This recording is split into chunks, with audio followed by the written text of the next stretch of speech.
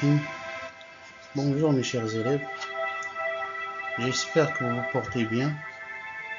Je suis très heureux de vous retrouver encore une fois pour ma troisième vidéo qui concerne l'activité de communication. Il s'agit du même thème, demander, accepter, refuser une autorisation. Dans la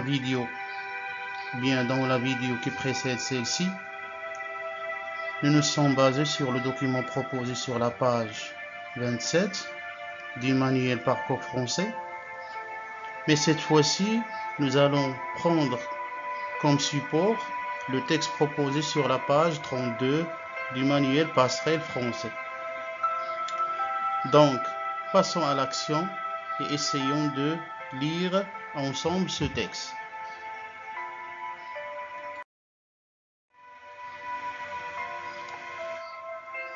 Cliente, puis-je prendre un chocolat? Gérante de la pâtisserie, oui, vous pouvez le prendre. Cliente, merci beaucoup. Gérante de la pâtisserie, vous pouvez prendre le chocolat que vous voulez. Cliente, c'est gentil à vous. Donc, comme vous le voyez bien, ce texte est un dialogue. Les personnages sont la cliente et la gérante de la pâtisserie. Donc, la scène se passe dans une pâtisserie. Donc, on va essayer de comprendre ce texte qui nous est proposé sur la page 32. Commençons par la question numéro 1. Que demande la cliente? Donc, d'après le texte, la cliente demande l'autorisation de prendre un chocolat. Comment le demande-t-elle? Donc, il le demande avec respect, avec politesse. Qu'est-ce qu'il a utilisé comme expression? Regardez bien le dialogue. Voilà, j'ai encadré l'expression. La formule utilisée, c'est puis-je. Puis-je plus verbe à l'infinitif. Donc ici, nous avons le verbe pouvoir. Donc nous avons je peux. On ne peut pas dire peux-je. On dit puis-je, l'inversion du sujet. Donc c'est une manière de demander l'autorisation. Puis-je prendre un chocolat? Donc je peux dire je peux prendre un chocolat. Voilà. Question numéro 2. Que lui répond la personne du magasin? Donc la personne du magasin, ça veut dire la gérante de la pâtisserie. Donc il a répondu par l'affirmative. Qu'est-ce qu'il a utilisé comme expression? Donc regardez, je l'ai encadré en rouge. Oui, vous pouvez. Plus verbe à l'infinitif. Oui, vous pouvez le prendre. Ça veut le remplace le chocolat pour éviter un petit peu la répétition. Propose différentes façons en te servant du tableau. Donc on peut remplacer ici oui, vous pouvez le prendre par d'autres expressions proposées dans le tableau, dans la partie je retiens. Donc on peut le remplacer par pourquoi pas, je veux bien, j'accepte, avec plaisir, avec grand plaisir, tiens c'est une bonne idée, super. Et il y a aussi d'autres que j'ai soulignés en vert. D'accord, volontiers, formidable. Question numéro 3. La personne du magasin refuse. Que peut-elle bien répondre? On va imaginer que la gérante de la pâtisserie va refuser. Donc, qu'est-ce qu'il peut utiliser comme expression? Et on va s'appuyer sur la case 3 dans le tableau, proposé sur la page 32. Donc, il peut dire « Je suis désolé, je ne peux pas, ce n'est pas possible, je ne peux pas accepter ça, j'ai le regret de refuser, ou bien j'ai le regret de, plus verbe à l'infinitif, Je suis dans le regret de plus verbe à l'infinitif. Donc j'ai le regret de ne pas accepter. Je suis dans le regret de ne pas accepter. Et il y a aussi d'autres expressions que j'ai soulignées en bleu. C'est impossible. Je regrette. C'est hors de question. Pour la première structure utilisée par la cliente, on peut remplacer puis-je par ce qui est proposé dans la case numéro 1 dans le tableau. Permettez-moi de prendre un chocolat. Je vous demande de bien vouloir m'autoriser à prendre un chocolat. Puis-je avoir votre autorisation de prendre un chocolat? Est-il permis de prendre un chocolat? Est-il autorisé de prendre un chocolat? Maintenant, on va passer à la partie « Je m'entraîne ». Souligne, on va lire la consigne, souligne les expressions utilisées pour demander une autorisation dans les phrases suivantes. Phrase numéro 1. Excusez-moi, monsieur, est-il permis de se garer ici?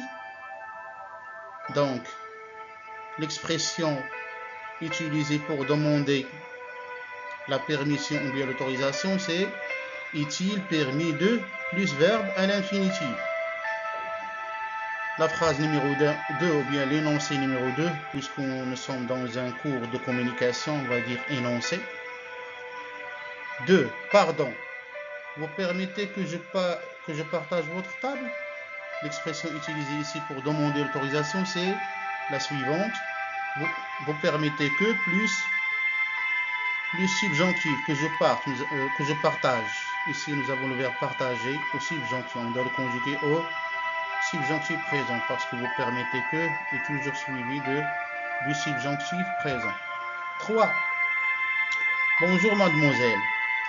Puis-je recevoir un ami dans ma chambre, s'il vous plaît? C'est le numéro 14. Donc ici, pour demander l'autorisation, il a utilisé puis-je, la structure puis-je, plus verbe à l'infinitif. 4. Monsieur le directeur, pourriez-vous m'accorder l'autorisation de faire un reportage sur votre établissement? Donc ici, l'expression utilisée, c'est pourriez-vous m'accorder l'autorisation de plus verbe à l'infinitif. Énoncé 5. À ton avis, comment peut-on justifier le choix de ces outils? Donc je pense que cette phrase-là, on ne demande pas l'autorisation, on demande uniquement votre point de vue, votre avis, votre opinion. Donc on ne peut pas la considérer comme une demande d'autorisation. Passons maintenant au deuxième exercice. Je découvre et je réinvestis. Lisons la consigne. Imagine des situations pour les énoncés suivants. Donc le premier énoncé, ou bien l'énoncé A. Puis-je me servir de votre téléphone? B. Est-il permis de fumer dans cette salle? Je vous demande de bien vouloir m'autoriser à organiser une réunion dans la salle de conférence. Exercice numéro 2. Dégage les expressions utilisées. 3. Comment peut-on expliquer le choix de ces moyens? Donc exercice 4. À partir de ces situations, formule des énoncés pour exprimer une autorisation acceptée et une autorisation refusée. A. Un ouvrier demande à son patron l'autorisation de changer d'atelier. B. Un homme demande à son voisin l'autorisation d'utiliser son arrosoir. C. Un élève demande à son professeur l'autorisation de changer de place. Donc on va corriger le premier exercice. Le deuxième exercice. Imagine des situations pour les énoncés suivants. Donc on vous a donné des énoncés, ça veut dire des paroles dites par une personne. à une autre et on vous demande de faire appel à votre imagination, c'est-à-dire qui a dit cet énoncé et à qui. Donc on doit imaginer le locuteur ainsi que l'interlocuteur qui a dit cette parole, bien cet énoncé, et à qui il l'a destiné. Voilà, j'ai proposé par exemple pour le premier énoncé, puis-je me servir de votre téléphone.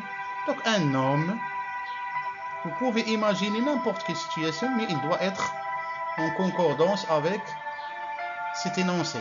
Ça veut dire qu'il doit correspondre parfaitement à cet énoncé. Donc un homme dans la rue qui s'adresse à un passant. Par exemple, un homme qui a oublié son téléphone portable ou bien qui n'a pas de recharge. Donc il demande l'autorisation à un passant de se servir de son téléphone. B. Est-il permis de fumer dans cette salle? Donc qui a dit cet énoncé et à qui? Donc on doit répondre à la question qui parle à qui.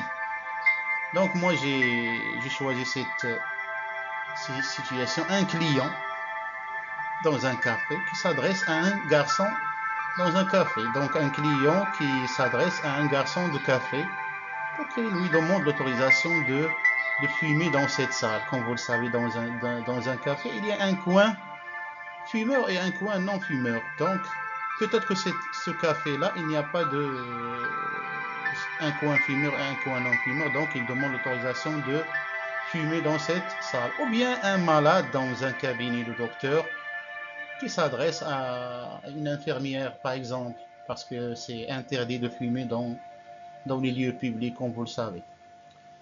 C. Je vous demande de bien vouloir m'autoriser à organiser une réunion dans la salle de conférence.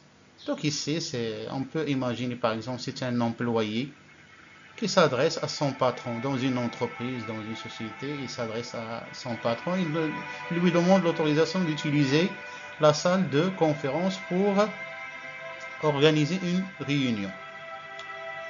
Donc tous ces trois énoncés dans lesquels on demande l'autorisation, donc les expressions utilisées sont puis-je plus verbe à l'infinitif, est-il permis de plus verbe à l'infinitif, je vous demande de bien vouloir m'autoriser à plus verbe à l'infinitif. Comment peux-tu expliquer le choix de ces moyens? Donc on peut dire que le premier énoncé et le deuxième énoncé sont des énoncés oraux, un énoncé oral, alors que dans l'énoncé 3, on peut dire que c'est un énoncé écrit. Et d'ailleurs, pour demander l'autorisation, on doit s'adresser à notre interlocuteur avec respect et politesse. Donc, maintenant, on va passer à l'exercice 4. À partir de ces situations, formule des énoncés pour exprimer une autorisation acceptée et une autorisation refusée. Donc maintenant, c'est l'exercice inverse. Dans le premier exercice, on vous demande d'imaginer la situation. Maintenant, on vous demande d'imaginer les énoncés qui correspondent à ces situations.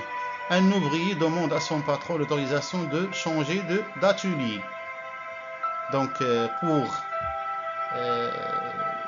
imaginer des énoncés ou bien pour produire des énoncés, on va essayer de réutiliser, de réemployer les structures que nous avons vues dans le tableau, dans la partie je retiens. Donc on peut, par exemple, une autorisation acceptée, on peut choisir par oui, je veux bien que tu changes d'atelier. Donc ça, c'est une autorisation acceptée. Oui, avec plaisir, pourquoi pas, j'accepte, etc. Il y a plusieurs expressions pour accepter l'autorisation. Un énoncé qui correspond à une autorisation refusée, on peut par exemple choisir non, c'est impossible de changer d'atelier. Ce n'est pas possible, je regrette, je suis désolé, etc. B. Un homme demande à son voisin l'autorisation d'utiliser son arrosoir. Une autorisation acceptée, on peut utiliser par exemple cet énoncé. Oui, avec plaisir, vous pouvez utiliser mon arrosoir. Une autorisation refusée, on peut choisir l'énoncé suivant. Je suis désolé, j'en ai besoin. J'en ai besoin, ça veut dire j'ai besoin de mon arrosoir. C. La troisième situation. Un élève demande à son professeur l'autorisation de changer de place. Donc, le premier énoncé qui correspond à une autorisation acceptée. D'accord, tu peux changer de place. Un énoncé qui correspond à une autorisation refusée. Non, ce n'est pas possible. Voilà, ma leçon est terminée. J'espère qu'il va vous servir très bien. Et n'oubliez pas de vous abonner à ma chaîne, la chaîne de la langue française, si vous voulez recevoir d'autres vidéos sur le même modèle. Au revoir et à la prochaine fois.